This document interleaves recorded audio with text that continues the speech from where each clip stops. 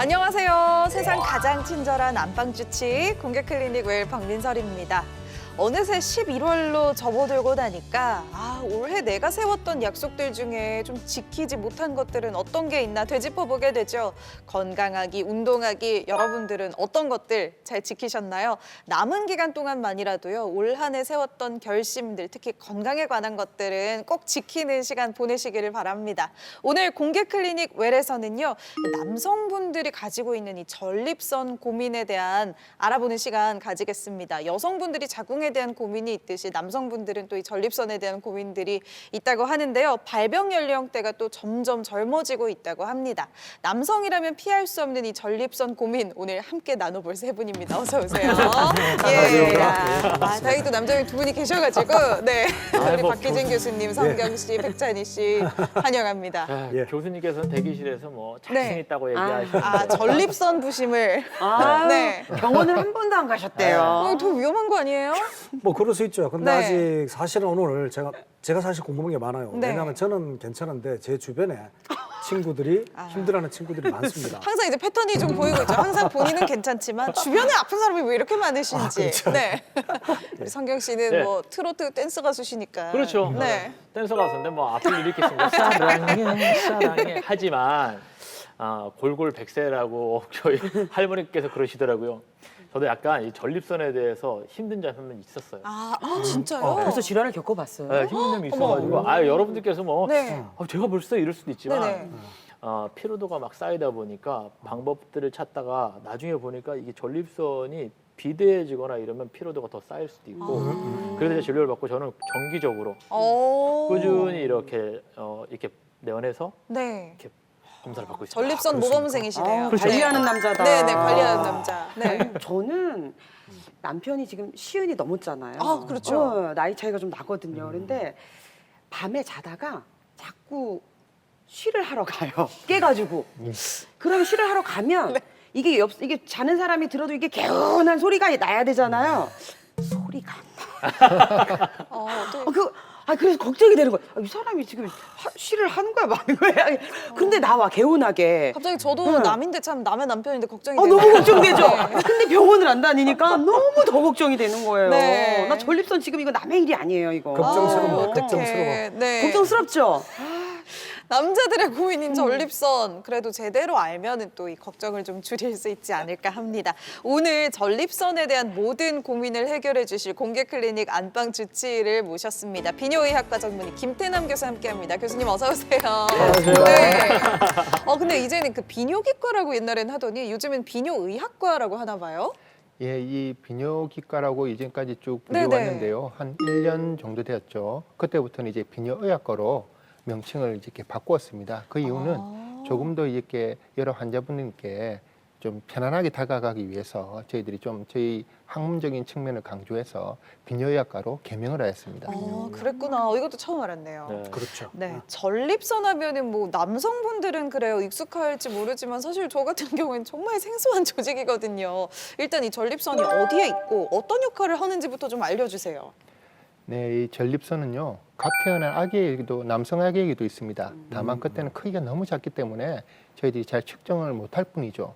그러다가 남성 호르몬이 본격적으로 나오는 사춘기 때 전립선이 점점 커지기 시작해서 30대 정도 되면 한 밤톨 크기 한 20g 정도가 됩니다. 네. 그러다가 크게 성장이 없다가 40대부터 다시 활발하게 본격적으로 커지기 시작합니다. 그리고 이 전립선은 방광경부, 즉 방광 출입구에 둘러싸는 형태로 자리 잡고 있습니다. 그래서 전립선에서 이게 비대가 생길 경우에는 소변에 나오는 길을 좁히기 때문에 여러 가지 배뇨 증상을 유발할 수가 있습니다. 그리고 전립선의 기능을 따로 또 말씀드리면 네네. 전립선은 크게 두 가지 기능을 한다 보시면 되는데요. 하나는 생식, 또 하나는 우리 여러 감염으로부터 예방하는 그런 작용을 하게 돼 있습니다. 생식을 따지면 보통 저희들이 사정을 하게 됐을 때 정액이 결국에 외부로 이제 노출이 되는데요. 그때부터는 이제 정자가 상당히 척박한 환경에 놓이게 됩니다. 그래서 이러한 정자가 안전하게 여성의 난자에게 잘 도착할 수 있도록 그런 보호하는 역할을 한다고 보시면 되고요. 중요하네요. 예, 그리고 두 번째로 남성에게 있어서 요도를 통해서 들어오는 세균을 방광에까지 도달 못하게 하는 그런 예방 효과가 있습니다. 여성의 경우에는 이런 남성의 전립선을 역할을 하는 성인의 남성의 전립선 역할을 하는 것이 없기 때문에 또 그리고 여성 요도는 상대적으로 네. 남성에 비해서 좀 짧습니다. 그래서 남성이 전립선염이 많은 반면 여성은 방광염이 많다고 볼 수 있습니다. 아, 그렇구나. 네, 그러면은 지금 교수님 설명하신 것 중에 비대증이라고 하셨잖아요. 근데 그러면은 그렇게 이 남성 기능에서 제일 중요한 역할을 하는 게 전립선인데 전립선은 그러면 챙기는 병들이 어떤 병들이 있습니까? 비대증도 있고 또 어떤 것들이 있나요? 예, 저희들이 보통 이제 전립선 하면 크게 전립선 3대장, 즉 전립선 질환의 3대장이 있는데요. 3대 예, 첫 번째가 전립선염이고요. 염. 두 번째는 전립선 비대증, 네. 그 세 번째는 전립선 암이 있습니다. 아. 전립선에도 암도. 암이 걸리는구나. 예. 네. 전립선염은 대개 이제 세균의 감염에 의해서 먼저 시작이 되고요. 만성과 급성으로 나뉠 수가 있습니다. 그리고 전립선 비대증은 결국 전립선이 전반적으로 커지면서 중장년층에서 변효 증상을 야기하는 그런 질환이라고 보시면 되고요. 전립선암은 말 그대로 노년기에 남성의 건강에 아주 치명적인 영향을 미칠 수 있는 질환이라고 보시면 됩니다. 전립선 3대장에서 말씀해 주셨는데요. 특히 어떤 연령대에 잘 걸린다던가 아니면 또 조심해야 되는 그 연령대가 있나요? 네, 전립선염은 통상적으로 한 남성의 3, 40대에서 가장 활발합니다. 미국의 통계가 있는데요. 40대요? 30, 40대 딱 성경 씨 30, 나이 때. 네. 잘 듣겠습니다. 일단. 네, 네. 30대 활발한 필기하세요, 분. 필기하세요. 네. 예, 미국의 통계에 따르면 비뇨의학과를 방문하는 환자의 한 25% 정도가 전립선염의 증상이 있다고 그렇게 통계가 나와 있고요. 그다음에 남성의 경우에는 평생을 살면서 한 절반 정도는 이 전립선염의 증상을 경험한다고 합니다. 대개 외래를 방문하는 환자의 15%에서 20% 정도가 전립선염 증상을 나타낸다고 보시면 됩니다. 그리고 이제 전립선 비대증의 경우에는 보통 저희들이 50대부터 아까는 40대부터 이제 커지기 시작했지만 50대부터 이 비대 결절이 생기기 시작합니다. 그래서 50대. 예. 그리고 50대가 되면 전립선 암의 빈도도 증가하기 시작하는데요. 그래서 저희가 50대를 전립선 연령이라 불리는 이유가 바로 여기에 있습니다. 그래서 전립선 비대증 환자의 경우에는 보건복지부의 그 통계 자료에 따르면 10년 전보다 4배에서 6배가 많은 환자의 발생 빈도가 보고되고 있습니다. 아니 남편이 50대잖아요. 이거 지금 예. 남일 같지가 않거든요. 네. 지금 이 3대 질환들이 보이는 이 특징들이 있나요? 눈에 띄는 특징들. 예. 흔히 우리 남성분들은 뭐 경험해 보셨겠지만 결국 이 소변이 나오는 길이나 이 정액이 나오는 길이 똑같은 길이거든요. 네. 그래서 성관계 시 이 정액이 나올 때 소변이 나오지는 않지 않습니까? 네. 그래서 방금 말씀드렸던 바와 같이 전립선에 염증이 생기게 되면 이 비뇨기 계통, 그다음에 이 성기능 관련된 생식계 계통, 그다음에 이런 신경과 관련된 통증이 유발되는 이런 다양한 증상들이 복합적으로 발생한다 보시면 됩니다. 그리고 전립선 비대증의 경우에는 네. 기본적으로 저희 전립선 자체가 이 방광이 나오는 입구를 갖다가 좁혀서 그런 증상을 유발하기 때문에 그런 배뇨 증상이 나타나는 첫 번째 배뇨 증상이 있고요. 두 번째로는 결국 이러한 좁아진 통로를 통해서 방광이 많은 일을 해야 되기 때문에 방광의 과부하가 걸려서 생기는 저장 증상, 이 크게 두 가지로 나뉠 수가 있습니다. 네. 배뇨 증상은 대표적으로 소변이 나올 때 너무 가늘게 나온다든지 또는 화장실을 갔는데 소변이 잘 안 나온다든지 네. 예, 그리고 소변을 누고 싶은데 안 나와서 용을 쓴다든지 그런 증상들이 있을 수 있고요.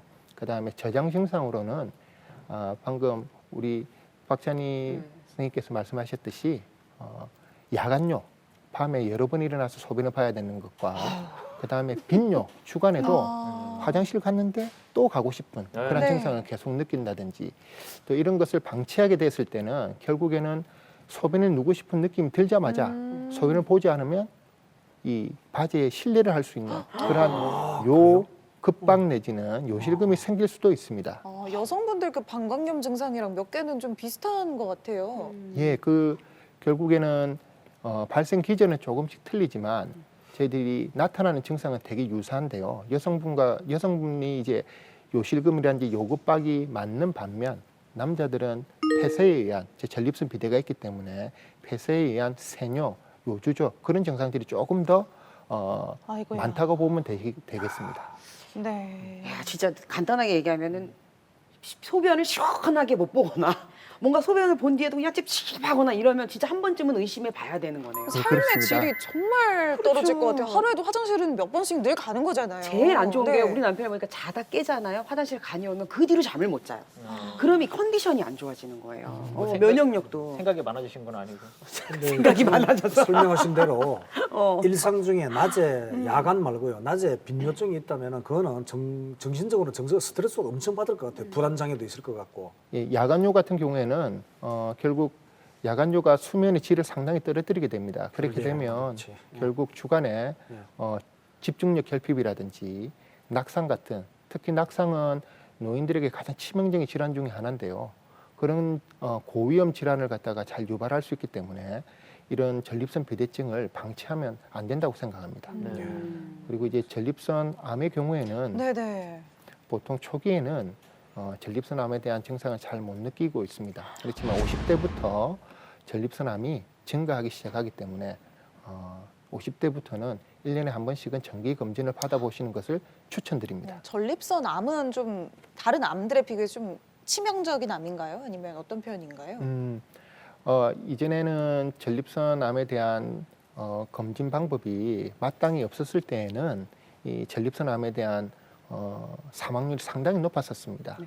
그렇지만 최근에는 여러 가지 조기 검진할 수 있는 방법이 개발되면서 전립선암이 조기에 발견될 경우에는 5년 생존율이 거의 100%에 육박하는 가까운 그런 완치율이 보이는 만큼 조기 진단이 상당히 중요하다고 볼 수 있겠습니다. 아, 그렇구나. 정말 다행이네요. 어떤 질환이든 당연히 조기 진단이 참 중요하겠지만요.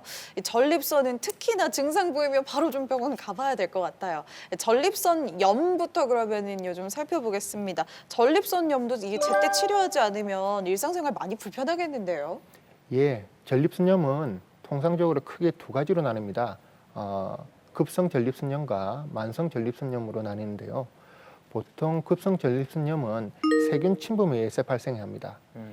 급성 전립선염 같은 경우에는 세균이 침범하기 때문에 환자분이 느끼는 통증이라든지 증상이 명확합니다. 그래서 환자분이 직접 병원을 찾아가는 빈도도 높고 그리고 환자가 이 의사의 치료에 순응해서 진료도 잘 받습니다. 그렇지만 이러한 급성 전립선염도 끝까지 이렇게 주치의와 상의해서 치료를 종결시켜야 되고요. 이렇게 급성 전립선염을 제대로 치료를 안 했다든지 또는 전립선염이 잦은 전립선염을 앓게 될 경우에는 만성으로 넘어가는 경우가 있습니다. 그럴 경우에는 만성 전립선염은 세균의 침범이 있을 수도 있고 없을 수도 있고요. 그다음에 염증이 존재할 수도 있고 존재하지 않을 수도 있습니다. 또한 증상이 있을 수도 있고 없을 수도 있기 때문에 상당히 만성 전립선염의 아형은 다양하다고 네. 보시면 됩니다. 특히 그 중에 저희들이 가장 힘든 것 중에 하나는 만성 전립선염의 아형 중에 하나가 만성 골반 통증 증후군이 있습니다. 골반이요. 골반이 아픈 거예요? 이 통증이 나오는 거예요? 예, 방금 이런 진단명에서도 알 수 있듯이 골반을 중심으로 하는 통증이 아주 다양하게 발현된다고 보시면 되는데요. 이럴 경우에는 대개 이 반복적으로 증상이 일어나기 때문에 이 질환을 앓고 계시는 분들이 정신적으로 상당히 스트레스를 많이 받으세요. 네.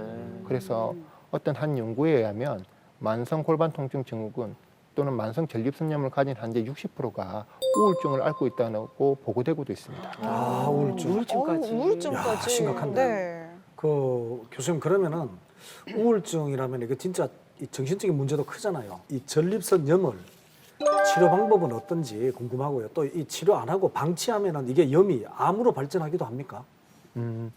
전립선염의 치료는 앞서 말씀드렸던 바와 같이 세균이 침범하게 됐을 때는 당연히 항생제를 우선으로 해서 세균은 꼭 치료를 해야 됩니다. 예. 그리고 세균이 없을 경우에는 저희들이 증상을 완화하는 치료를 하는데요.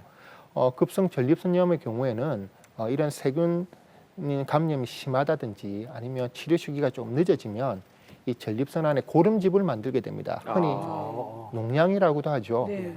그래서 이런 농양이 많이 발생하게 됐을 때 또는 제법 그 사이즈가 커졌을 때는 단순히 약물 치료 단독으로는 완치가 힘이 듭니다. 이럴 경우에는 결국 저희 이제 수술적 치료로 그 농을 빼내주는 수술적 치료를 하기도 합니다. 아니 저는 전립선에 대해서 이제 남성들의 문제라고 해서 한 번도 관심을 안 가져서 네네. 잘 몰라서 그런데 지금 이야기를 들으면 제가 질염 피곤하고 면역이 떨어지면 질염 방광염이 잘 오거든요. 그때 이 골반을 도려내듯이 아프면서 이렇게 아. 의자에 앉기도 힘들고 그랬구나. 잘 때도 네. 막 신경이 쓰이는데 그죠? 그런 느낌 비슷하게 아픈 거예요? 전립선염이 걸리면? 예, 그 방금 그 말씀해 주셨던 대로 만성 골반 통증 증후군은 이런 전립선염의 I형에도 포함이 되지만 여성에도 똑같은 그런 비슷한 증상을 가진 분한테 그런 진단명이 붙습니다. 그래서 방금 느끼셨던 그런 증상들이 남성에게도 동일하게 반복적으로 올 수 있다는 것을 알 수 있습니다. 보니까 이게 경험으로 경험으로 어때? 얼마나 아파? 아랫배가 네. 묵직하고요. 네, 조금 더 자세히 자세히. 아랫배가 네. 묵직하고 네. 이게 이제 빈뇨감도 있고 네. 그리고 자꾸 좀 약간 화장실 갔다 왔는데 찝찝한감도 있고 그리고 그러다 보니까 이게 우울증이 온다는 얘기가 뭔지 알겠어요. 네. 이게 왜 그러지? 이게 큰 병인가? 계속 이런 생각 먼저는 고민을 하게 되더라고요. 병원을 빨리 찾아야 되는데 먼저는 괜찮을 것 같고 이게 혈변 한번 시원하게 보고 나면 괜찮겠지라는 생각을 갖고 있다가 그러다가 이제 어느 정도 병을 만들어서 가는 것 같아요. 더 키워서. 네, 더 키워서. 여자들이 산부인과 가기 두려운 것처럼 남성분들도 찾아가기가 비뇨기과를 찾아가기가 조금 어려운 거 비슷한 거예요? 예, 그런 방금 느낌이에요? 말씀해 주셨던 바가 상당히 중요한 포인트입니다. 이 전립선염의 경우에는 그렇게 치료를 안 하게 되면 만성화가 될 수 있고요. 그럴 경우에는 이 만성 전립선염이 두 가지 특징이 있는데요. 하나는 재발성, 즉 잦은 재발을 한다는 것과 제발. 또 하나는 재발을 하게 됐을 때 진행할 수 있다는 것입니다. 아이고. 이 진행이라는 표현에서 병이 어떤 내 생명을 어떻게 앗아간다든지 어떤 영향을 주는 것이 아니라 그런 통증, 변효 증상들이 점점 악화되는 것을 뜻합니다. 그렇기 때문에 이 병은 이렇게 그런 증상이 왔을 때 빠르게 이렇게 다른 전문의를 만나도록 노력을 하셔야지 병을 키운다든지 그러면 상당히 전립선염에는 안 좋습니다. 네, 당장의 약이나 수술 말고도 다양한 치료 방법이 많으니까 일단은 제대로 알고 치료를 하는 게 필요하겠습니다. 조금이라도 심상치 않다 하면 얼른 바로 병원을 가시고요. 전립선에 대해서도 좀 잘 알아야겠다는 생각이 드는데요. 잘못된 상식과 오해, 또 병원 가기가 좀 망설여지는 만큼 더 많을 수밖에 없겠죠. 이 시간에 제대로 좀 알아봅니다. 카더라 통신에 울고 웃는 카더남과 인터넷 세상을 맹신하는 검색녀의 OX OX 극장. 사실 오늘은 좀 난감하네요. 저는 뭐 전립선이 뭐 남자한테 있는 거잖아요, 그죠? 아파본 적도 없고, 네 태어나서 전립선이 아파본 적이 없고, 그러니까. 네 주변에 뭐 경험한 친구도 사실 없고요. 아직은 뭐 이게 30, 40대 가야지 좀 많이 나타나는 질병이라고 하니까 뭐 아빠한테 전화해볼 수도 있고 좀 걱정이 됩니다. 그래도 든든한 인터넷 정보가 있기 때문에 오늘 검색의 힘으로 제대로 또 승리를 한번 거머쥐어 보겠습니다. 사실 전립선은 이제 주변에 친구들 이야기 많이 들었어요. 근데 오늘 제가 교수님 말씀 듣고 저도 조금 조심해야 되겠다, 정기 검진을 해야 되겠다 생각도 했는데 사실 이번 뭐 OX 퀴즈는 자신이 없습니다. 왜요? 왜냐하면 제가 이 전립선에 대해서는 전혀 사실은 상식과 뭐 이런 게 전혀 없습니다. 뭔가 약간 가장 챙기셔야 할 나인데. 그렇지만 뭔가 약간 자신감 있게 얘기하시는 것 같아서 전부심. 아무튼 첫 번째 문제 주시죠. 예, 첫 번째 문제입니다. 전립선은 남자에게만 있다. 남자에게만 있지 않나요? 남자에게 저는 이제 제 몸에 전립선이 있다는 생각을 안 해봤는데. 여자 전립선 있다는 얘기 못 들었는데. 이건 근데 뭔가 출제 의도가 잠깐만요. 이게 문제를 보면 여자도 있을 수 있다는 걸 내포하고 있는데 그러니까 출제 의도 아니, 같은 아니. 교수님이시니까 한번 교수님 그러면 아니, 출제 제가- 의도를. 아니 제가 대학 들어갈 때 남자들만 생명 검사를 했어요. 왜요? 생맹? 생명 검사를 남자들만. 왜요? 아니 여자도 여자들은 다 안 하는데. 하더라고. 왜? 했는데. 왜냐하면 여자들은 생명이 없다던데 잠재인자만 갖고 있고. 어릴 때 다 했거든요. 근데 그래요? 생명 검사는 아니 여자들은 생명이 없대요.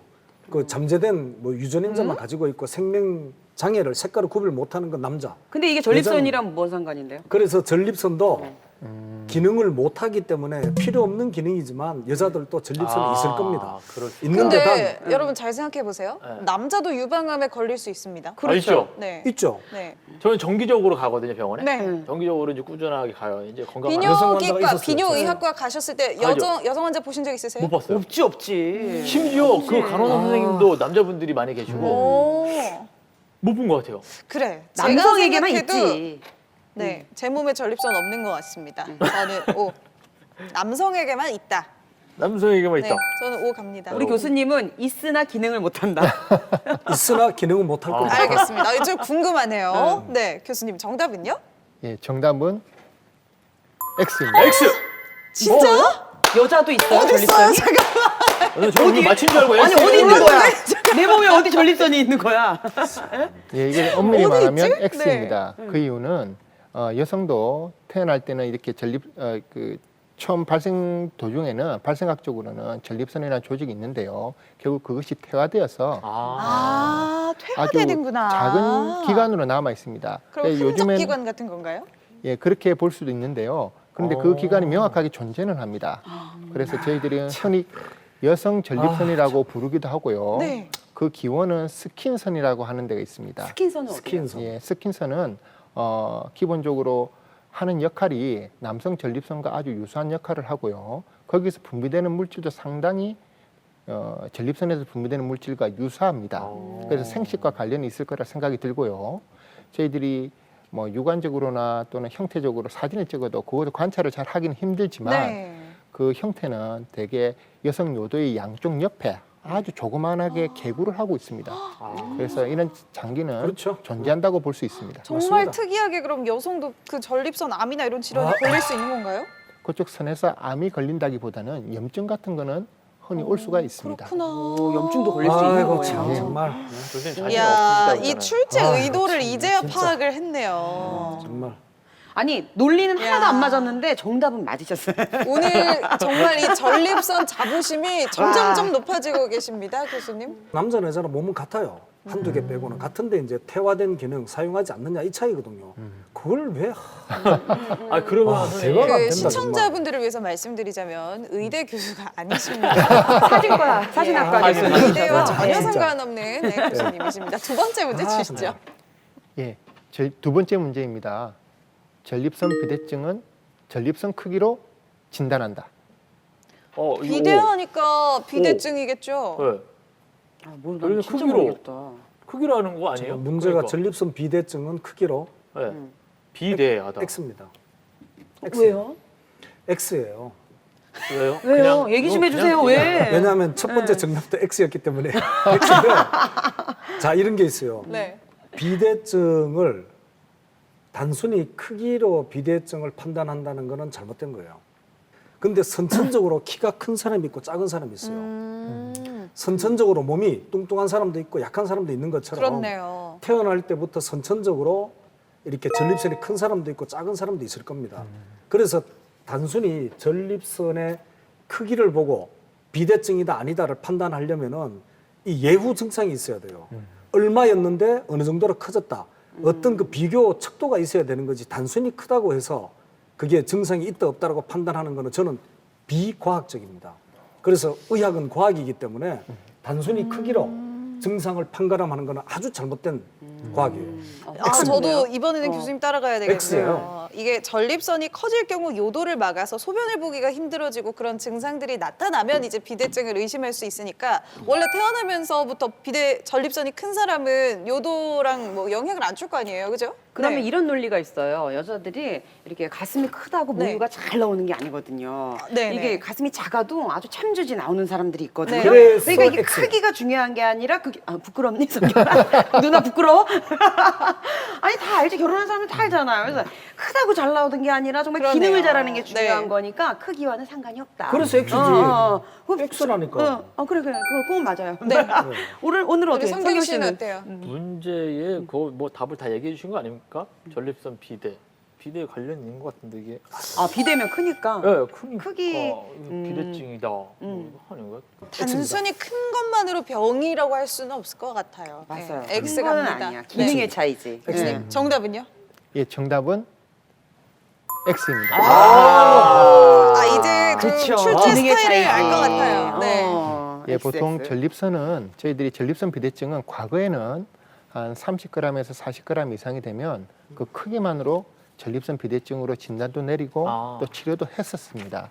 그렇지만 저희들이 전립선이 이것보다 더 크신 분도 배뇨 장애가 없이 방광 기능이 튼튼하기 때문에 소변 누시는데 불편이 없는 환자분이 있는 반면에 전립선 크기가 이거보다 작은 뭐 20g 가까이 또는 25g 이렇게 정상적인 크기에도 그 형태가 이 방광 출구를 폐쇄하는 그 이행대 부위가 특별히 커져서 전체적인 크기는 작지만 그 형태적인 측면 때문에 배뇨 장애를 호소하시는 분이 있습니다. 그래서 전립선 크기와 꼭 관련 없이 환자분이 여러 가지 검사와 주관적인 평가를 통해서 전립선 비대증을 진단하고 있습니다. 어떻게 보면 잘 자리 잡고 있으면 괜찮다는 거네요. 그렇지. 네, 네, 그렇죠. 그렇네요. 오, 알겠습니다. 마지막 문제 갑니다. 문제 주시죠. 예, 마지막 문제입니다. 배뇨에 특별한 불편함이 없으면 비뇨의학과를 갈 필요가 없다. 이거는 모두가 맞춰야 되는 문제 아닌가요? 우리도 뭐 당연하죠. 사실 산부인과도 정기 검진하러 가지 그럼요, 않습니까? 그럼요, 네. 당연하죠. 그래도 가요. 뭐 여성들은 이제 한 달에 한 번씩 늘 월경이 있으니까 어떻게든 뭐 정기 검진 비슷하게 산부인과를 그래도 좀 가는 편인 것 같은데 남자분들은 뭐 이렇게 매달 하는 게 있지도 않고 잘 안 가시지 않나요? 그렇기 때문에 더 가야죠. 안 보이기 조금 때문에. 더 성경 씨도 가야 됩니다. 아프기 전에 한 번도 안 가보셨을 것 같은데. 그렇죠. 네. 그런데 이게 있다 보니까 피로도하고도 많이 연관이 되고 그리고 또 선생님께서 말씀해 주신 것처럼 이 생식기하고도 바로 네. 직관되는 부분이 있고 그렇기 때문에 남자도 정기적으로 꾸준하게 검사를 받아야 되고 그리고 뭐 건강한 아빠가 되기 위해서는 필수 아니겠습니까? 제 친구가 네. 비뇨의학과를 아저씨가 들어가는 입장이 뭐냐 하면은 중학교나 고등학교 때 만화방을 들어갈 때 있잖아요. 네. 아니면 고등학교 때 당구장 들어갈 때 뭔가 그쵸. 막 죄를 짓는 것 같고 그런 느낌으로 보다가 비뇨의학과 왔다 갔다 하다가 슥 들어간대요. 그래서 조금 이렇게 정상적인 남자분들은 비뇨의학과를 이렇게 쉽게 방문하기에는 용기가 잘 안 날 겁니다. 교수님은 마지막으로 비뇨의학과 언제 가셨습니까? 한 번도 없습니다. 아직 한 위험해요. 번도 없습니다. 이래서 제가 가셔야 X라고 아니, 하는 한 번도 거예요. 없습니다. 한 왜냐하면 번도 없습니다. 50대 이상이면은 1년에 한 번은 검사를 받아야 된다고 아까 우리 교수님께서 말씀하셨는데 저는요 1년에 한 번은 산부인과 가기 싫어도 갑니다. 왜냐하면 가야 엄마가 돼요. 자궁 네. 질환이 있으셔가지고 자궁암이 있으셨기 때문에 저는 주기적으로 검사를 받아요. 그래서 우리 남편한테 그랬어요. 비뇨기과를 가봐라. 그렇게 얘기했는데 아직은 아니면 거길 어떻게? 라는 말을 하는 거예요. 난 갔으면 좋겠는 거예요. 아니, 밤에 깨시면 가야 밤에 될것 깨시고 같은데. 오줌 소리가 잘 안 들린다. 아니 그리고 그 비뇨의학과를 소변줄기가. 가시기 네. 깨름직하시다는 분이 계세요. 그냥 네, 지금 가셔야 돼요. 어렸을 때 만화방 가는 느낌으로 그러면 요즘에는 피부 비뇨기 피부과하고 같이 있는 데가 있습니다. 피부과 그래요? 그냥 가듯이. 피부과 가는 것처럼 아니, 가서 아니면 대부분이 선생님, 약간 저- 유년기의 남자분들 좀 안 좋은 기억이 있어서 그런 거 아니에요? 그럴 수도 엄마가 돈가스 사준다고 하고. 그렇지. 아, 근데 제가 제가 정답 이거라도- 공개하겠습니다. 정답은요? 죄송합니다. 네. 예, 정답은 모두 맞추셨습니다. X입니다. 그렇죠. 근데 솔직히 좋다. 교수님은 이거 맞췄다고 하면 안 된다. 50년을 안 가셨는데. 하나 양보할게요. 양보. 네. 2개 맞췄어요. 얼른 가세요, 진짜. 내일 갈게요. 내일. 네, 이런 분들 많으시잖아요. 좀 한마디 해주세요. 진짜 50대가 이제 교수님이 접어들었다 하셨는데요. 50대가 전립선 연령이지 않습니까? 예. 그러니까 이제부터라도 1년에 한 번씩을 꼭 전립선 건강을 챙기시도록 알겠습니다. 그렇게 권유를 드리고요. 알겠습니다. 되게 이 전립선 비대도 그렇고 전립선암도 50대부터 상당히 증가하기 시작합니다. 다만 전립선암도 그렇지만 비대증도 초기에는 증상이 없을 수가 있습니다. 그래서 이런 경우는 검진을 하지 않는 이상에는 질환을 진단할 수 없기 때문에 조기 발견은 결국 좋은 결과로 이루어지는 전제 조건이라 보시면 됩니다. 그래서 꼭 특별한 증상이 없다 하더라도 50대 이후부터는 1년에 한 번씩은 전립선 건강을 챙길 것을 권유드립니다. 네. 알겠습니다. 유년기에 진짜 그런 비뇨의학과에 안 좋은 추억이 있는 분들 이제는 얼른 극복하고 건강검진을 위해서라도 꼭 한번 가보시기 바랍니다. 네.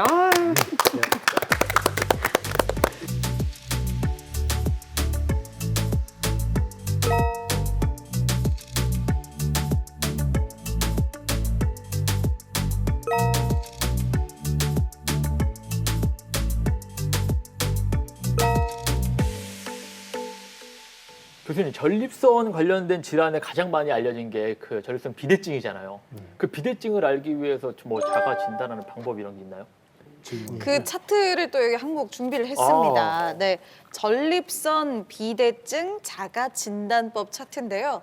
여기 보니까 이 점수를 좀 매기게 돼 있네요. 배뇨 후 시원치 않고 소변이 남아 있는 느낌을 받는 경우가 있습니까? 배뇨 후 2시간이채 지나기 전에 또 소변을 보는지, 오줌 줄기가 끊어졌다가 다시 힘을 주면 나오는지, 또 소변이 마려울 경우 참기 힘든지, 뭐 이렇게 등등등 있고, 마지막 질문은 좀 특이하네요. 만일 지금 같은 배뇨 상태가 계속된다면 어떻게 생각하십니까? 그래서 매우 만족, 만족, 뭐 보통 그저 그렇다, 이 상태로는 못 살겠다까지 있네요. 이게 그러면은 점수에 따라서 뭐 어떻게 평가를 하는 건가요, 교수님? 예, 그 7개의 항목이 있는데요. 그리고 맨 밑에가 바로 삶의 질을 평가하는 항목입니다. 이 7개 항목은 각각 저장 증상과 배뇨 증상이 이렇게 평가하도록 되어 있습니다. 각 항목은 0점에서 5점으로 이루어져 있고요. 네. 이러한 점수들을 전부 다 통합을 해서 이 점수가 높을수록 배뇨 증상이 나쁘다고 생각하시면 됩니다. 보통 저희들이 총합을 평가해서 7점까지를 경증이라고요. 네. 8점부터 19점까지를 중등도라 합니다. 그다음에 20점 이상을 중증이라고 합니다. 저희들이 중등도 이상부터는 본격적으로 약물을 쓴다든지 또는 다른 시술이라든지 수술을 시작하는 단계라고 보시면 됩니다. 네. 아니, 교수님 자꾸 옆에서 뭘 이렇게 적으셔가지고 봤더니 몇 점이에요? 2점에서 3점 나옵니다. 오, 2점에서 건강하신 이 점에서 매우 3점 건강한. 나오는데 예, 아주 건강하시네요. 네. 그런데 전 궁금한 게 하나 있어요. 예, 지금 설명하실 때 계속 이렇게 비대증이라고 하셨잖아요. 예, 비대증은 우리가 다르게 해석하면 제가 볼 때 증상이거든요. 병이 아니고 비대병이나 비대질환이 아니고. 예. 그럼 증상이니까 이걸 그냥 놔둬도 됩니까? 아니면 증상인데 놔두게 되면은 뭐 생명이 위험합니까? 보통 이 전립선의 3대장 중에서 3대 질환 중에서 전립선염이라든지 전립선암은 방치를 하게 됐을 때 건강에 상당히 큰 영향을 미칠 수가 있습니다. 물론 전립선 비대증도 마찬가지입니다. 아주 배뇨를 갖다가 너무 이렇게 증상을 놔두게 돼버리면 신장 기능이 나빠진다든지 뭐 결석이 생긴다든지 방광 기능이 완전히 나빠진다든지 그런 건강에 직접적인 영향을 미칠 수 있는 작용도 일어나긴 하지만 대개 저희들이 치료에 포커스를 맞추는 1차 목적은 삶의 질의 개선입니다. 그래서 삶의 질.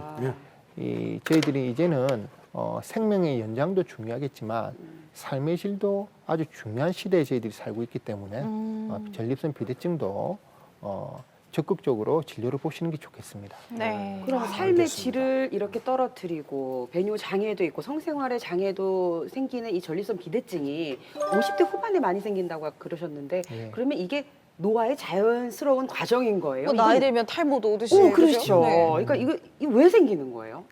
예, 저희들이 드라마를 보게 되면 특히 사극을 보게 되면 고환을 제거한 황간이라든지 내시들이 이렇게 출연하게 되면 김내관. 예, 네. 물론 음성도 조금 변화가 있겠지만서도 교수님 그런 거 하지 마. 장가가야 되는데. 예, 이런 분들한테는 전립선 비대증이 없다고 보시면 됩니다. 예, 그리고 고환을 제거를 했는데요. 예, 그리고 저희들이 현대에서도 선천적으로 고환 기능 부전증을 가진 환자분들이 있습니다. 네. 그런 분들한테는 전립선 비대증이 발생하지 않습니다. 그럼 이게 뭔가 그 고환에서 이제 남성 호르몬을 만드는 거잖아요. 그러면은 남성 호르몬이랑 연관이 되게 있는 건가 봐요? 예, 그 좋은 지적이신데요. 그래서 남성 호르몬과 아주 밀접한 연관이 있다고 보시면 됩니다. 그래서 그 가장 중요한 요인 중에 하나가 남성 호르몬이라고 보시면 되고요. 그리고 가족력도 크게 영향이 있습니다. 가족분들 중에서 전립선이 크신 분은 그것도 유전이 되어서 조금 더 크게 될 확률이 높다고 보면 되겠습니다. 평생 이게 성장합니까 전립선은? 예, 그 남성에게는 여성과는 틀리게 이 폐경이라는 그런 이벤트가 발생하지가 네, 않습니다. 네. 예, 즉 예, 그 예. 말은 다시 바꿔 말씀드리면 남성 호르몬이 아주 이렇게 나이가 드셔도 끊임없이 예. 어떤 적정 수준 이상으로 분비가 된다고 보시면 되기 때문에 전립선은 남성 호르몬의 영향을 상당히 많이 받습니다. 그래서 전립선은 평생 자라는 기관이다 이렇게 생각하셔도 무방할 것 같습니다. 아, 그렇습니까? 평생 잘하는구나. 아, 전립선에 대해서 정말 오늘 와 저의 백지장 같았거든요. 이 전립선에 대한 저의 지식이. 그렇죠. 근데 정말 이 백지장이 오늘 뭐가 좀 채워지는 느낌이 듭니다. 전립선 비대증을 진단하는 방법에는 어떤 게 있는지도 좀 궁금한데요. 예, 저희들은 전립선 비대증을 진단하기 위해서는 크게 두 가지를 측면을 보고 있습니다. 하나는 환자분의 증상을 평가하는 것이고요. 하나는 여러 가지 객관적인 검사를 통해서 이루어집니다. 증상 평가는 앞서 말씀드렸던 바와 같이 국제 전립선 증상 점수를 가장 많이 사용하고요. 이 객관적인 검사에는 이 요도의 폐쇄 정도가 또 영향을 미칠 수가 있고요. 환자의 방광 기능의 정도, 그리고 전립선의 크기도 중요하기 때문에 이 세 가지 측면을 잘 볼 수 있는 검사가 많이 사용되는데요. 전립선 크기를 보기 위해서는 경직작 초음파 검사가 많이 사용됩니다. 그리고 요도의 폐쇄를 보기 위해서는 요도 또는 방광 내시경을 사용하기도 하고요. 그다음 방광 기능을 보기 위해서는 요류 속도 검사라든지 잔뇨량 검사를 측정하고 있습니다. 또 이 전립선 비대증은 그럼 만약에 치료를 한다면은 수술로 치료를 합니까? 아니면 약물 치료를 합니까? 아니면은 뭐 이렇게 대충 이렇게 자가 운동요법을 하면서 가만히 있으면은 또 좋아지기도 합니까? 치료 방법은 어떻게 됩니까? 그리고 이게 다시 그럼 크기를 줄이는 건가요? 이 치료 방법은? 예, 그 전립선 비대증 치료는 과거에는 10년 예. 전만 하더라도 대개 주가 이르는 치료가 수술적 치료였어요. 아, 수술. 잘라내요 그러면? 그렇죠. 그 비대해진 전립선을 특히 요도를 감싸고 있는 그 부위를 잘라냄으로써 그 부위를 크게 만드는 것이죠. 아, 근데 바꾸어 말하면 그 수술적 치료 말고는 별다르게 효과적인 치료법이 없었다고 보셔도 되거든요. 예, 예. 그런데 그 기간 동안에 여러 가지 약물학이라든지 의학 분야의 발전을 많이 이루었습니다. 그래서 현재는 약물 치료가 또 많이 사용되고 있고 수술 치료, 그다음에 수술과 약물 치료의 중간된 게인 채소 침습 치료가 또 있습니다. 예, 그래서 예. 이런 다양한 방법들이 환자분한테 맞추어서 사용되고 있는데요. 약물 치료가 또 많이 사용된다고 보실 수도 있겠습니다. 아이고 수술 이러니까. 그러면은 약물은 네. 약물은 갑자기 왜 이렇게 궁금해 많으시셨어요? 아니, 병원 안 다니신다면서요. 네, 빨리 병원 가세요. 여기서 하지 말고. 약물은 교수님 약물은 먹는 약입니까? 아니면 주사약입니까? 아니면 바르는 약입니까? 아우, 다 드릴게요. 다 드릴게요, 다. 예, 그 전립선 비대증의 1차 목표가 저희가 삶의 질을 본다고 했지 않습니까? 네. 그래서 삶의 질을 보기 위해서는 아무래도 바른다든지 주사요법은 그 자체만으로도 환자분에게 어느 정도 일정의 불편감을 줄 수가 있다고 봐집니다. 그래서 대부분의 전립선 약물 치료는 먹는 걸로 아, 그렇습니까? 나와 있습니다. 알겠습니다. 아 근데 전립선 얘기하다가 수술한다 그러니까 걱정도 되기도 하고 이 수술은 어떤 경우에 어떻게 진행되는지 궁금하기도 하는데요. 어떻게 진행되죠 이게요? 예, 전립선 수술은 요즘에는 대개 약물 치료에 반응이 없다든지 또는 전립선 비대증에 의한 합병증이 나타난다든지 또는 이제 환자분께서 약물 복용을 좀 꺼려 하신다든지 빠른 치료 효과를 보기 위해서 그런 요구가 있을 때는 저희들이 전립선 수술적 치료를 합니다. 그런데 보통 저희들이 앞서 말씀드렸던 바와 같이 여러 가지 약물학이라든지 의학이 많은 발전을 이루었습니다. 그래서 최근에는 여러 가지 다양한 종류의 레이저를 사용해서 요도 내시경이라든지 방광 내시경을 통해서 레이저 수술법을 가장 많이 사용하고 있고요. 이 전립선이 아주 큰 경우에는 이 요도를 통해서 이 전립선 수술을 하기에는 상당히 제한점이 있습니다. 그래서 최근에는 로봇을 이용한 채소 침습 수술로 이 큰 전립선은 그렇게 제거하고 있습니다. 예. 그러면 이게 일상으로 복귀도 훨씬 더 예전보다 빨라진 거예요? 그렇죠. 이 의학이 발달하면서 이 레이저 자체도 상당히 효과적이면서도 일상의 복귀가 빠르게끔 그런 식으로 발전이 되어 있습니다. 네. 초기 전립선 비대 수술은 상당히 출혈이 많았다고 그렇게 보시면 네. 되고요. 그에 따라서 환자분이 회복하는 기간이 상당히 길었다고 보시면 됩니다. 그렇지만 최근의 전립선 비대 수술은 레이저가 상당히 좋기 때문에 출혈이 거의 없다 보시면 되고요. 어떤 경우는 당일 입원해서 수술하고 당일 퇴원도 가능할 정도로 그런 수술적 기법이 많이 발전해 있습니다. 예, 예. 제가 듣기로는요, 이 전립선 암이 한국 남성 암 발병률 4위래요. 그러니까 그만큼 그러면은 뭐 많이 감암, 발견돼요. 위암, 폐암, 뭐 다음 전립선암 그렇죠. 뭐 이 정도 수준인 건가? 아니 근데 이렇게 전립선암이 흔한지를 저는 잘 몰랐거든요. 되게 흔하네요. 네, 왜 이렇게 많이 발생하는 거예요? 전립선암이 상당히 이제 최근 들어서 많이 발견되고 있는데 그 중에 큰 역할을 하는 것이 바로 조기 검진입니다. 미국 같은 경우에는 1997년도에 보통 한 해에 발생하는 전립선암 환자가 새롭게 진단되는 환자가 한 38만 명 정도 되었고요. 그 중에서 한 4만 2천 명 가량이 이 전립선암으로 돌아가셨습니다. 이것은 뭐 보통 이렇게 숫자로 말씀드리니까 좀 와닿지 않는데요. 조금 이해하기 쉽게 그때 가장 남성에서 사망률이 높았던 암은 폐암이었습니다. 폐암. 이 전립선암이 그 폐암 다음에 2위를 차지해야 했습니다. 그 정도로 저희들이 이 암이 전립선암이 남성에 미치는 영향이 큰데요.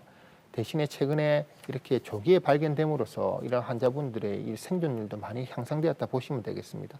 위암 같은 경우는 이제 2년에 한 번씩 40세 이상 국가 검진을 받게 돼 있잖아요. 전립선암은 뭐 따로 국가 검진 항목에 포함은 안 돼 있나 봐요?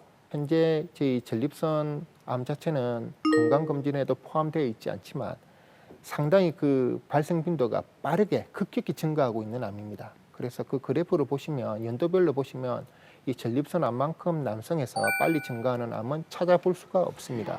심각하네. 어우, 그러면 그러네요. 50세 이상이고 거기다가 그냥 내가 무슨 증상이 있어서가 아니라 한 번씩 찾아가서 조기 검진을 받는 게 진짜 중요한 거네요. 그렇습니다. 네, 5년 완치율이 100%니까 이거는 예. 발견만 되면 그렇죠. 그런데 이제 또 한국인의 암, 그 전립선암은 좀 특징이 좀 다른데요. 저희 최근 연구 결과에 따르면 확실히 서양인보다는 이제 발생 빈도가 작은 거는 맞지만 한국인의 진단된 전립선암은 기본적으로 재발을 많이 하는 고위험 암이 많이 진단이 됩니다. 아이고, 왜요? 위험하네. 즉 한국인들은 조금 더 전립선암을 조기 진단할 필요가 있다. 사실 논리적 비약이 조금 가미되긴 했지만 틀림은 아니라고 생각합니다. 병을 키워서 가는 건가? 그러네요. 그러면은 이 전립선암이 뭐 이렇게 암 한 4번째 안에 들어간다고 말씀하셨는데 보통 암이라고 하면 저희들이 1기, 2기, 3기, 뭐 이렇게 4기, 말기 이렇게 구분을 하잖아요. 그럼 전립선암이 발견됐을 때 1기, 2기냐 초기냐에 따라서 생존율도 구체적으로 좀 어느 정도 됩니까? 예, 그 초기 단계에 발견이 된다면 앞서 말씀드렸던 바와 같이 생존율이 거의 5년 생존율이 100%에 육박할 정도로 현재는 치료법이 상당히 좋게 개발이 되어 있다고 봅니다. 그런데 이제 저희들이 우리나라의 쭉 통계 자료를 살펴보면요. 1996년부터 2000년까지는 전립선암의 생존율이 한 67%가 되었습니다. 그리고 2000년부터 이제 2005년까지는 한 80%가 되었고요. 그때 이제 2006년부터 2010년까지는 90%에 이릅니다. 즉 이렇게 지금 생존율이 향상되고 있는데요. 사실 이 생존율 향상에는 발전된 의학 기술이 당연히 한몫하고 있는 것은 틀림이 없습니다. 그렇지만 저희들의 판단에는 조기 검진이 많이 되다 보니까 저병기의 전립선암이 발견이 되고 이로 인해서 치료 경과가 좋다고 판단이 됩니다. 위 같은 경우에는 뭐 내시경으로 보는 게 증상이 있으면 1년에 한 번 아니면 2, 3년에 한 번 이렇게 하는데 이 전립선에 대한 검진은 그 정상일 경우에 몇 년마다 한 번씩 검사해 보는 게 좋습니까? 보통 저희들이 50세 이상부터 전립선암이 급격히 증가하기 때문에 50세 이상부터는 1년에 한 번씩 검진을 받을 것을 추천드리고 1년에 한 번. 예, 가족력이 있을 경우에는 예. 그거보다는 조금 더 빨리 네. 40세부터 1년에 한 번씩 검진을 받는 것을 추천드립니다. 그래야 되겠다. 그러면 네. 1년에 한 번이면은 이게 그 정기 국가 검진 항목에는 안 들어가 있잖아요. 예. 그럼 제가 검진 받으러 가면은 좀 죄송한 질문인데 비용은 어느 정도나 합니까? 비쌉니까? 예, 최근에 비보험 중에서 큰 영역을 차지하고 있었던 전립선 초음파가 보험으로 전환이 되었습니다. 아, 그렇습니까? 예, 그래서 이전보다는 그렇게 큰 부담 없이 진료를 받으실 수가 있을 겁니다. 알겠습니다. 알겠습니다. 전립선암도 선생님 다른 암처럼 떼어서 방사선 치료하고 항암 치료 뭐 이런 식으로 같이 하는 건가요? 치료할 때? 예, 저희 전립선암 치료에 있어서 고려인자가 있습니다. 그 고려인자 첫 번째 환자의 기대 수명이고요. 두 번째 환자의 동반 질환이 어느 정도 되느냐 그런 것이 있고요. 그 다음에는 가장 중요한 환자의 병기 얼마나 초기냐 아니냐 그런 것들에 의해서 판단을 내립니다. 저희들이 완치하는 치료법으로는 그 대표적으로 수술적 치료 방법과 방사선 치료 방법이 있습니다. 그렇지만 이제 완치는 안 되지만 저희들이 병의 경과를 늦추고 증상을 완화시키는 약물 요법도 있습니다. 수술적 요법 같은 경우에는 예전에는 개복술이나 그런 것들이 주가 이루어졌지만 최근에는 로봇이 새로 도입되면서부터 선진국에서는 대부분의 전립선암 수술이 로봇으로 대체되고 있습니다. 그리고 이제 전립선 약물 치료는 대개 남성 호르몬이 전립선암의 성장과 진행에 관련이 있다는 기본 베이스를 두고 있습니다. 그래서 약물 치료하면 대개 남성 호르몬 차단 또는 남성 호르몬 박탈 요법이라고 생각하시면 큰 차이가 없을 거라 생각합니다. 네. 오늘 왜 이렇게 많이 적으세요? 메모를 평소에 안 계속 쓰시잖아요. 메모를 하고 네. 그럼 이렇게 메모 열심히 하시는 우리 박희진 교수님처럼 이제 좀 고위험군에 들어있고 저희 남편도 그렇기 때문에 나이가. 네. 나이가. 그래서 제일 걱정되는 게 저희가 좀 이렇게 제가 좀 도움이 될 방법은 없을까? 일상 생활 습관을 어떻게 좀 바꾸면 좋아진다 이런 방법들이 있을까요? 그렇지. 생활 습관은 비교적 많이 알려져 있는데요. 전립선 제가 말씀드리는 거는 일반적인 꼭 질환에만 해당되는 것이 아니라 일반적인 전립선 건강에도 충분히 해당될 수 있기 때문에 이런 부분을 좀 참고하시면 되겠습니다. 전립선염의 경우에는 대개 이제 전립선염으로 진단받게 되면 그쪽 부위에 통증도 있고 배뇨 증상도 심하게 나타나는데요. 결국 전립선의 자극을 줄여주는 방향이 가장 좋은 방법이라 봐집니다. 그래서 저희들이 앉는 자세가 되게 되었을 때는 네. 전립선이 해부학적 구조상 가장 아래쪽에 놓이게 됩니다. 그래서 저희들이 받는 체중의 많은 부분을 전립선의 압력으로 작용하게 됩니다. 그래서 오랫동안 앉아있는 자세는 상당히 좋지가 않습니다.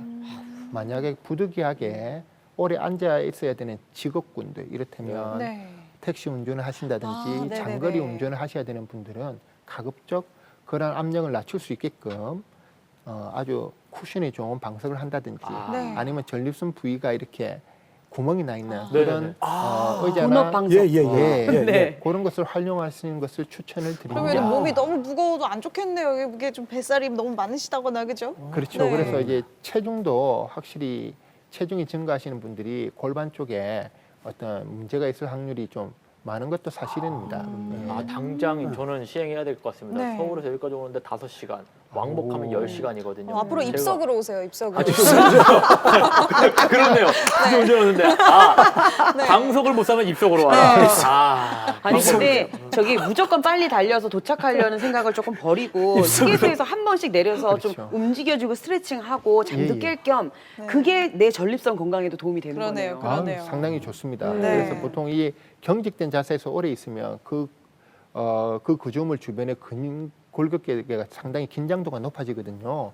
그러면 이로 인해서 통증이라든지 많이 유발이 되는데 그런 것도 또 이렇게 완화시킬 수 있는 방법이 수면하기 전이라든지 그럴 경우에 이제 한 15분에서 20분 정도 반신욕 내지는 자욕을 네. 적당한 온도의 물에서 하는 것도 상당히 도움이 됩니다. 그리고 또 하나 네. 이제 성관계에 대해서도 좀 궁금증이 있을 수가 있는데요. 네. 주기적인 또는 규칙적인 성생활은 전립선 건강에 도움이 된다. 그 이유가 저희들이 만들어지는 전립선액 또는 정액을 규칙적으로 배출해 주는 것이 안에 이렇게 쌓아두는 것보다는 염증이라든지 그 밖의 건강에 도움이 될 수 있기 때문에 그런 것을 추천을 드리고 그렇지만 그런 배출을 대개는 한 3일 간격 최소한 네. 그렇게 두는 것이 좋고요. 그다음에 이 관계를 가질 때 너무 과도하게 좀 사정을 참는 행위 자체는 전립선에 좋지를 않아요. 그래서 그런 증상이 있을 때는 이러한 것들을 좀 피하시는 게 좋겠습니다.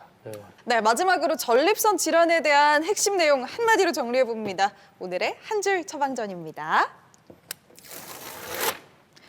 어젯밤도 평안하셨습니까? 네, 이 평안하지 않으신 분들이 좀 계시겠죠. 아무래도 오늘 만나 이 얘기를 들어보니까 그죠? 예, 야간류는 기본적으로 수면을 방해하는 가장 중요한 요인 중에 하나입니다.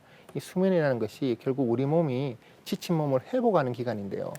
그것이 회복이 잘못되면 당연히 그 다음에 일이라든지 어떠한 활동도 원하지 않게 되는 것은 뭐 극명한 사실이고요. 그런데 이런 야간류를 유발하는 여러 질환들 중에서 가장 많은 빈도를 차지하는 것이 전립선 비대증입니다. 그래서 이러한 전립선 비대증을 방치하지 마시고 잘 다스려서 건강하고 활력적인 삶을 되찾았으면 좋겠습니다. 그래서 우리 교수님이 아까부터 나를 그렇게 안타깝게 쳐다보셨구나. 우리 남편 가야겠죠, 병원. 그렇죠? 예, 한번 오시면 네. 예, 제가 잘 해드리겠습니다. 알겠습니다. 데리고 어떡해. 가겠습니다. 그래요. 진짜 근데 밤에 자다가 화장실 다녀오고 옆 사람 깨우고 잠 설치면은 다음날 하루도 또 당연히 피곤할 수밖에 없겠죠. 밤잠 잘 푹 주무시고요. 삶의 질을 높이기 위해서라도 전립선 건강 꼭 챙기시기 바랍니다. 오늘 공개클리닉 웰에서 준비한 오늘의 퀴즈 이제 준비되어 있는데요. 공개클리닉 웰 퀴즈 참여하는 방법 다들 아시죠? 카카오톡 채널 공개클리닉 웰 검색해서 들어오시고요. 채팅방에 정답 남겨주시면 됩니다.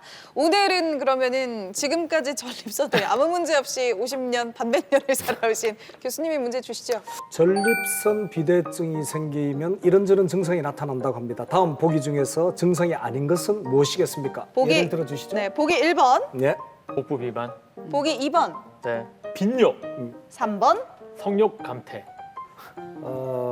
항상 정답은 제일 앞쪽에 있습니다. 답을 가르쳐 주신 네. 것 같은데요. 정답은 그렇습니까? 앞에 죄송합니다. 있다. 예, 알겠습니다. 자, 날씨가요 점점 추워진다고 주말에 너무 웅크리고 있기보다는 정말 얼마 남지 않은 가을 만끽해 보시는 게 어떨까 싶습니다. 물론 개인 위생 잘 지키고 마스크도 꼭 하시고요. 공개클리닉 웰 오늘 저희가 준비한 소식은 여기까지입니다. 저희는 다음 이 시간에 더 건강한 소식 가지고 찾아오도록 하겠습니다. 오늘도 함께해 주신 여러분 고맙습니다.